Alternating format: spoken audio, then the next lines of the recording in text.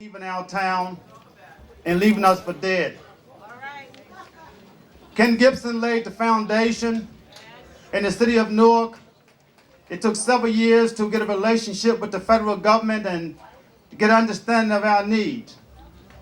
And in 1986, after we laid that foundation, I stood next to this great guy here, our mayor, and we said that we wanted to take that foundation further and to make sure that we rebuild the inner cities of the city of Newark. I'm proud to stand here and say that we may disagree on the politics and who should be where at any given time. But Mayor James and I and my colleagues on council have never disagreed on the vision and direction this city should go into.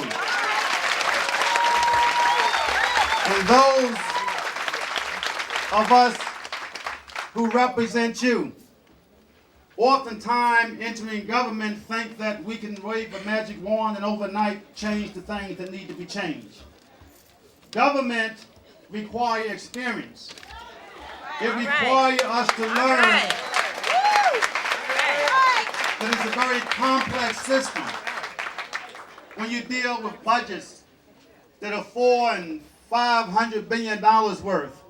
In the case of the governor, $23 billion. You have to understand the relationships and the interaction of the local government with the county government, with the state government, with the federal government. It's not as easy as we all wish it would be and we all think it is. And so working together in this city, elected officials have agreed, those of us who was raised in this city, on the vision. And we also understood the struggle of those who sacrificed prior to 1970 and our responsibility to the seniors and the young people and the working class people in this city. We understand that. But we also want people to know what they take for granted. We are smart enough in this city to set aside our political differences for what's in the best interest of the people that we represent in the city of Newark. And that's why I stand here today to make it known to the world that I support Sharp James for the re-election of the mayor of the city of Newark. I want you to know this. I want you to know this. This election is not about Sharp James. It's not about Governor McGreevey.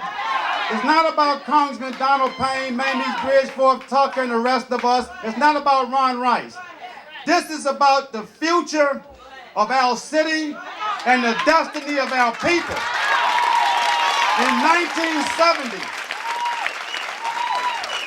1970, when people left this city in the 60s and counted us out and left Ken Gibson with basically nothing to work with young Sharp James at his side and others, black and Latinos and particularly and culturally disadvantaged whites came together. And that election in 1970 was about getting control of the city and control of our destiny.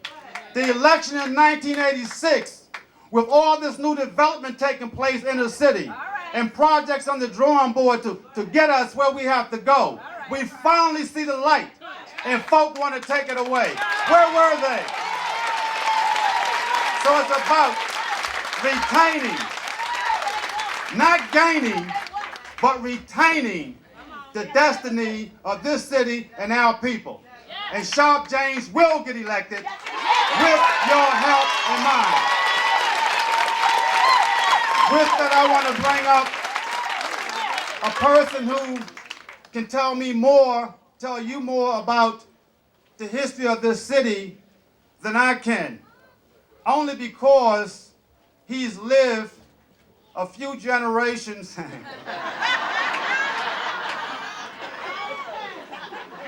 only because Donald has been here longer because he was born and bred here.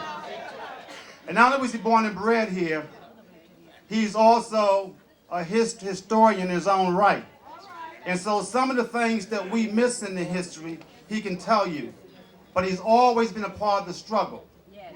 And I understand that after this election, the next election that some of them same folk want is to take away the person that made history as the first African-American congressman in the state of New Jersey.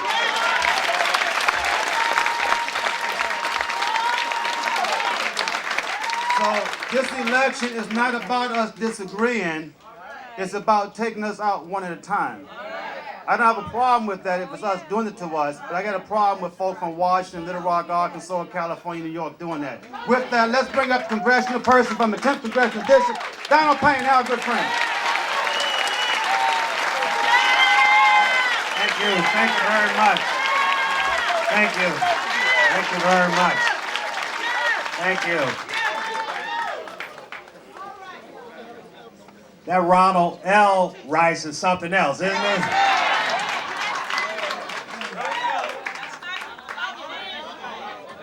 And L stands for leadership. That's what that Ronald Rice is all about. Let's give Ronald Rice another round of applause, my colleague.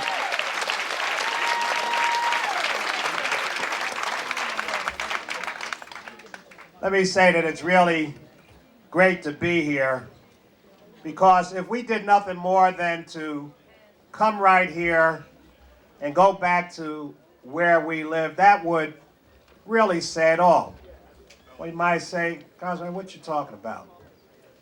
15 HUD, and he said this place is not fit for human habitation, about the Columbus homes. So let me, I was actually just supposed to introduce the governor, but I just, so much energy. I think the Lord just said we'll slow him down. He probably would have worked himself to death, so the Lord let him break his legs so that he could just come in an easy way. But my great friend, our good friend, Governor Jim McGreevey. Let's hear it for Governor McGreevey.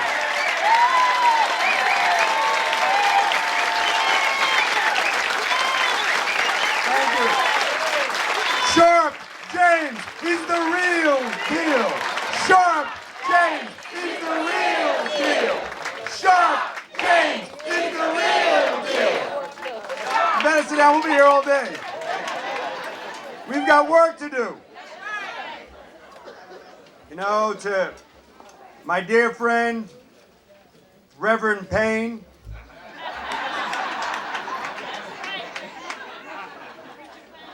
now I thought he was one of those rare gentrified gentleman Baptists. I'm just very much honored, and it's important to note that not only was Donald Payne the first African American elected from the state of New Jersey to represent this great state in the United States Congress, he's also the past chair of the National Black Caucus. This is a man who's been recognized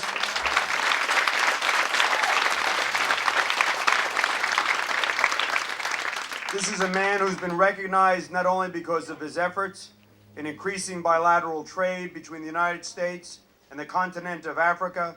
He's someone who spoke forcefully for human rights, someone who's spoken forcefully that we protect those interests in Africa. He is not only a leader for the city of Newark, he is a national leader, Donald Payne.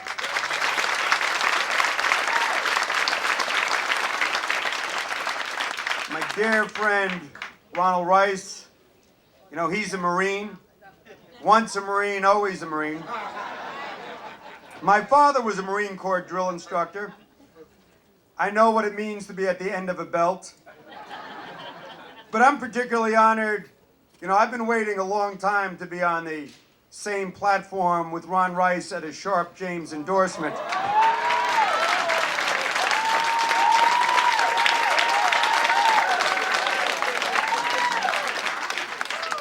All I can say is, Senator Rice, better late than never.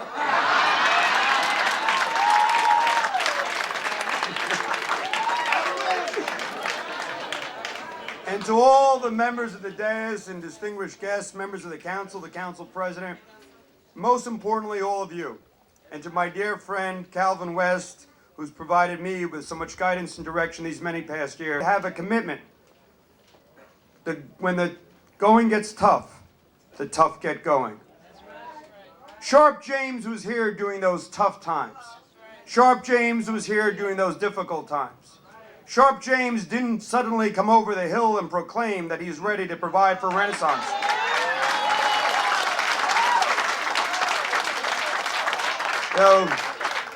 My dad often taught me of the importance of hard work, the importance that hard work produces results slowly. There are all too few miracles in this world. Miracles are in the hands of the Lord, not men. And what it requires is somebody like the real deal, who's willing to get up every morning and provide for increased safety, upwards of his record of accomplishment.